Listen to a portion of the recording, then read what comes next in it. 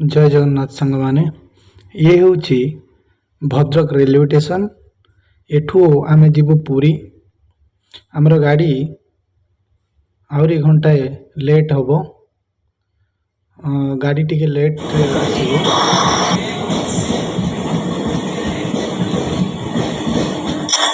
एबे आमे आसी पहुंच जाइछु पुरी रेलवे स्टेशन रे। सेपटे देखंतु आ गोटे दीटा गाड़ी सांगरे लागिला। सेपटे गोटे गाड़ी लागिछि, सेठी लागिछि पुरी शालीमार एक्सप्रेस। आ एपटे गाड़ी लागिथिला। तापरे बहुत भिड़ थिबारु तापरे एते भिड़ अछि जे माने बैग धरिबी ना मो मोबाइल रेकॉर्डिंग करिबी मोबाइल रे सेटा मो पूरा बहुत प्रॉब्लम हितला। तापरे सांगरे माँ थिले और मो स्त्री भी मध्य थिले, सेति पई सब किछि मु रेकॉर्डिंग करि पारि नै। सेति पई क्षमा चाहूँगी। आउ मु तो यूट्यूब रे एमिति कौनसी ब्लॉग करे नहीं। ए मोर फर्स्ट टाइम गोटे उत्साह बढ़ी मन रे। देखिबा आगु को बढ़िबा। आउ एथर कहीं बहुत भिड़ अछि माने ये पूरी आउ एते भिड़ जे ट्रेन भी बहुत जाओ आम सीट कंफर्म थिला बोली आमे चली आसिलु। आउ आगु को एंजॉय करबा वीडियो।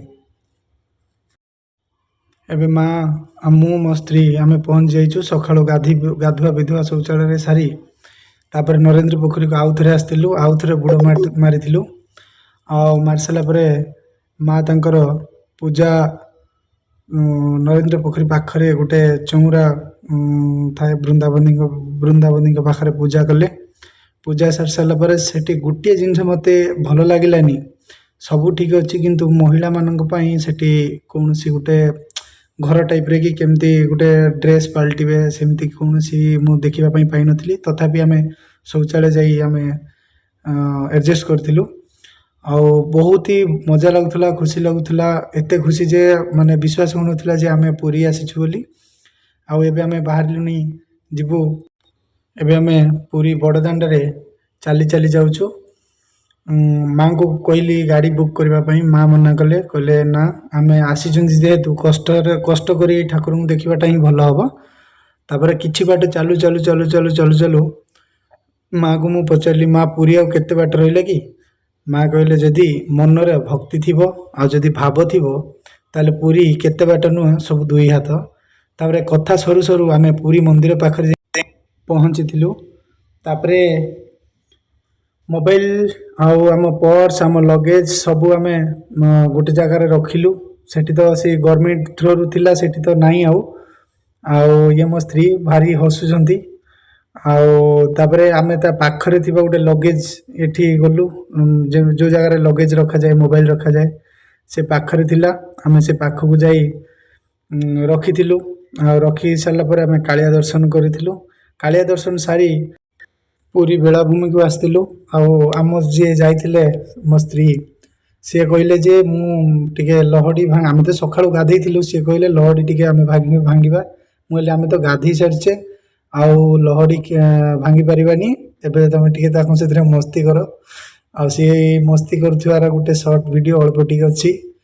तापरे माँ को कहलु, माँ आउ आमर दीटा फोटो उठेबा। दुई जन माँ आउ आम स्त्री मु तीन जन दीटा फोटो उठेथिलु।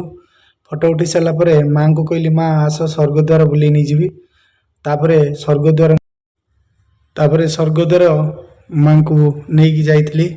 सेपटे आम काली मंदिर थिला। आउ माँ कहले आमे एबे खरा बहुत हेलानी, आउ आमे एबे मंदिर जीवानी, आम मते खाली स्वर्गद्वार देखै दियो।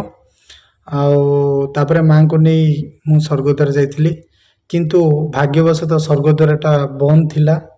आउ किंतु पुरी रे गुटिए जिनस बहुत सुंदर लगिला, माने आग भली आउ नाही, बहुत सुंदर भलो आम प्रशासन भलो भाबरे ताको करिसंती। किंतु आमर भाग्य रे नथिला, स्वर्गद्वारटा बंद थिला। कोन पई तो आमे जानि न, किंतु बंद थिला। सेटु माँ को देखैथिली, बाहर पटु देखैथिली माँ को, एइटे स्वर्गद्वार, एइठी सब आसे, एइ जगह रे सब पुड़ा जाए। तापरे आमे बाहरी थिलु गुंडीचा मंदिर जीवा पई। माँ को कहले गुंडीचा मंदिर जीवा। आउ गुंडीचा मंदिर बाहरी थिलु। ଆମେ ଜଷ୍ଟ ଏବେ ଆସି ପହଞ୍ଚି ଯାଇଛୁ ଗୁଣ୍ଡିଚା ମନ୍ଦିର ପାଖରେ। ଭିତରେ ବୁଲାବୁଲି ସାରି ଗୋଟେ ବହୁତ ଭଲ ଜିନିଷ ଦେଖିବା ପାଇଁ ମିଳିଲା, ମାଙ୍କଡ଼।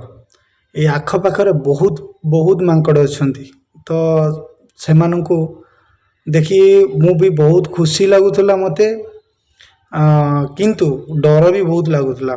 ତାପରେ ମାଆ କହିଲେ କିଛି ଖାଇବା ଜିନିଷ କିଣି ଆଣ ଦେବା। ତାପରେ ମୁଁ ଯାଇଥିଲି ସେଇ ପାଖ ଦୋକାନ ଯେଉଁ ଦେଖାଯାଉଛି ସେଇ ଦୋକାନ ପାଖକୁ ଯାଇଥିଲି। ଆଉ କିଛି ବିସ୍କୁଟ ଆଉ କିଛି ଜିନିଷ ମୁଁ ଆଣିଥିଲି କିଣିକି। ଫାଷ୍ଟ ଗୋଟେ ପ୍ୟାକେଟ୍ ଚିରି ବିସ୍କୁଟ ପକେଇଥିଲି। ଦେଖନ୍ତୁ ସେ ଏକାଥରେ କେତେ ପିସ୍ ଖାଉଛି ସେ ମାଙ୍କଡ଼ଟା। ବହୁତ ଖୁସି ଲାଗିଥିଲା।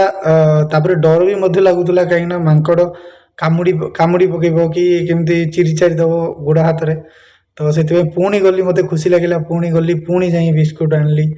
ଆଣିଲା ପରେ ପୁଣି ମାଙ୍କଡ଼ମାନଙ୍କୁ ଦେଇଥିଲି। ତାପରେ ଆଗକୁ ଭିଡ଼ିଓ ଏନ୍ଜୟ କରନ୍ତୁ।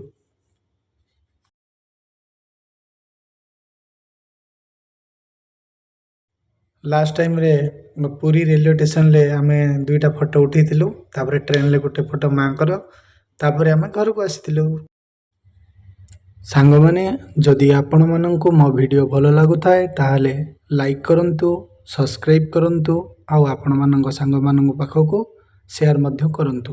ଜୟ ଜଗନ୍ନାଥ, ଜୟ ଜଗନ୍ନାଥ।